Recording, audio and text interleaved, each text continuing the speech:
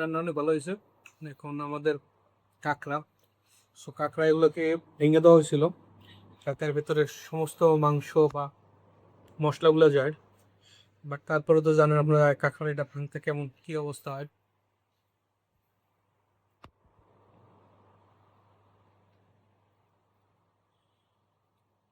হুম,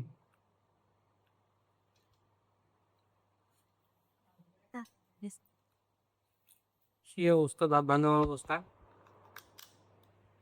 তোমার দাঁতের জোর আছে ভাঙা? না দাদা জোর নাই, জন্য তো ভেঙে দিছে আগে, না দাদা ভাঙতে পারতাম না। দাঁতের জোর নাই ভাঙা, এমন করছো? হ্যাঁ, ভাঙতে পারতো কখন? দাঁত যা ভাঙতে হবে। তুমি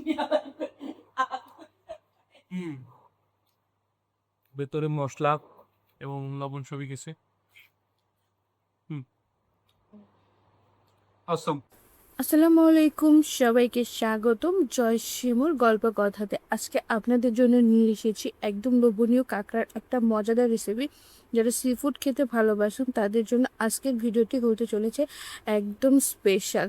প্রথমে কাঁকড়াগুলোকে ভালো করে পরিষ্কার করে কেটে নেওয়া হয়েছে। এরপর স্বাদ বাড়ানোর জন্য আমরা ব্যবহার করেছি পেঁয়াজ, রসুন, আদা, কাঁচামরিচ এবং কিছু ঘরোয়া মশলা। কাঁকড়াগুলোকে সুন্দর করে কেটে বেছে ধুয়ে না নিলে কাঁকড়া থেকে অবশ্যই গন্ধ আসতে পারে এবং কাঁকড়ার মধ্যে প্রচুর নোংরা থাকে। তাই আমরা কাঁকড়াগুলোকে সুন্দর করে ধুয়ে কেটে বেছে নিয়েছি। এখানে প্রায় 1 কেজির মতন কাঁকড়া ছিল, আর কাঁকড়া কিন্তু বেশ বড় বড় ছিল। সো সি ফুড লাভাররা অবশ্যই এই রেসিপিটা পুরো দেখবেন। আশা করি ভিডিওটা শেষ পর্যন্ত দেখবেন। সেজন্য আগে কাঁকড়াগুলোকে ভালো করে হলুদ লবণ দিয়ে ম্যারিনেট করে রেখেছিলাম 10 মিনিটের জন্য। তারপরে কাঁকড়াগুলোকে ভেজে নিয়েছিলাম একদম লালচে করে। অল্প আঁচে ধীরে ধীরে বেশ পরিমাণ সয়াবিন তেল দিয়ে অনেকটা সময় ধরে কাঁকড়াগুলোকে ভেজে নিয়েছি, যাতে কাঁকড়া থেকে বাজে কোনো স্মেল না আসে। সো কাঁকড়া যত বেশি ভালো করে ভাজা হবে কাঁকড়া খেতে ততই কিন্তু টেস্ট হবে। যতটা সম্ভব কাঁকড়া ভেজে লালচে করে নিতে হবে। সো তেলটা গরম হওয়ার অপেক্ষায় ছিলাম। তেলটা যখন গরম হয়ে গেল তখন আমি কাঁকড়াগুলো ছেড়ে দিয়ে অনেকটা সময় ধরে ধীরে ধীরে লালচে রং ধারণ করার জন্য ভেজেছিলাম এবং হলুদ লবণের গন্ধ যাওয়া পর্যন্ত অপেক্ষা করেছিলাম। সো সি ফুড লাভাররা দেখতে থাকো, অবশ্যই অবশ্যই ভালো লাগবে। আর যারা কাঁকড়া প্রেমী তারা তো দেখবেনই। সো ভিডিওটা দেখতে থাকুন, আশা করি খুব ভালো লাগবে এবং রেসিপিটা খুব মন দিয়ে দেখব এবং বাসায় অবশ্যই ট্রাই করবেন যারা কাঁকড়া পছন্দ করেন বা কাঁকড়া খেয়ে থাকেন। মোটামুটি কিন্তু এদিকে আমার ভাজা প্রায় শেষের দিকে। কাঁকড়াটা বেশ লালচে রং ধারণ করে ফেলেছে। আর একটু সময় ধরে আমি ভাজবো যাতে কাঁকড়ার মধ্যে কোনো গন্ধ না থাকে। সো দেখো কিন্তু কাঁকড়াটা বেশ ভাজা হয়ে গেছে। কাঁকড়ার পাগুলো দেখে কি ভয় লাগছে, বেশ বড় বড় কাঁকড়া ছিল। তো এটা অলরেডি ভেজে নেওয়া শেষ।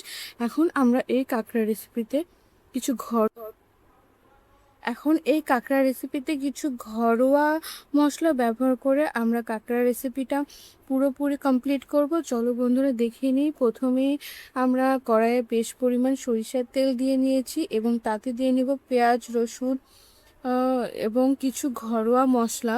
সো এই তেলটা গরম হওয়া মাত্র আমরা এখানে কিন্তু বেশ পরিমাণ পেঁয়াজ মিশিয়ে নিলাম এবং পেঁয়াজের সঙ্গে আলুও দিয়ে নিলাম, যাতে আলু পেঁয়াজ একসাথে ভাজা হয়ে যায় এবং আলুটা কিন্তু ভালোভাবে সেদ্ধ হয়ে যাবে।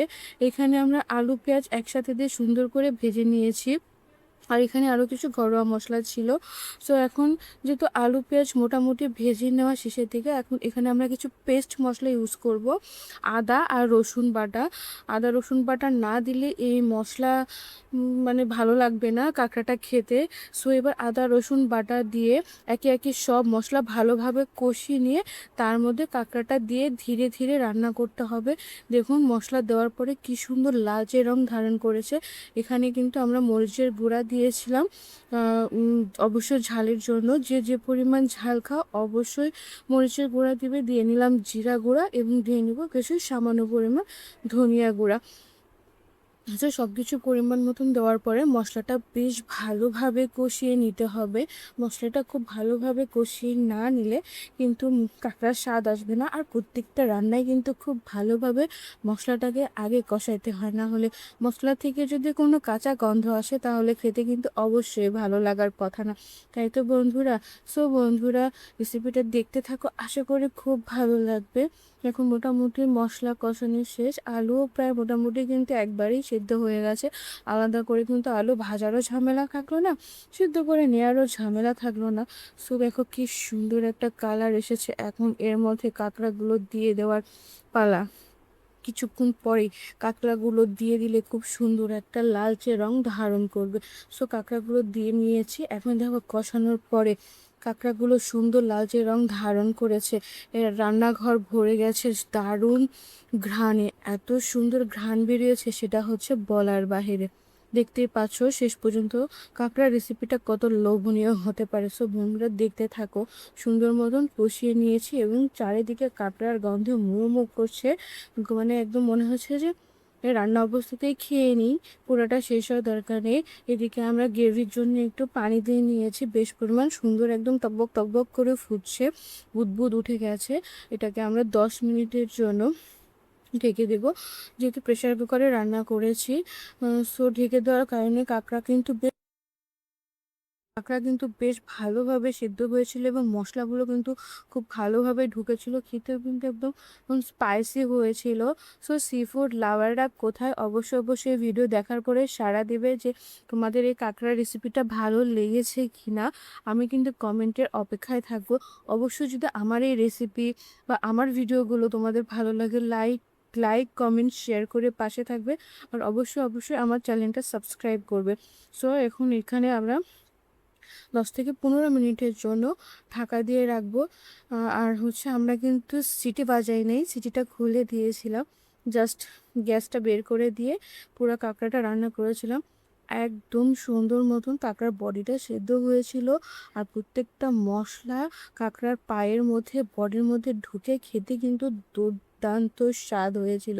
সো এই হচ্ছে আমার রেসিপিটা কেমন লাগলো আমি অবশ্যই অবশ্যই কমেন্টে জানাবো।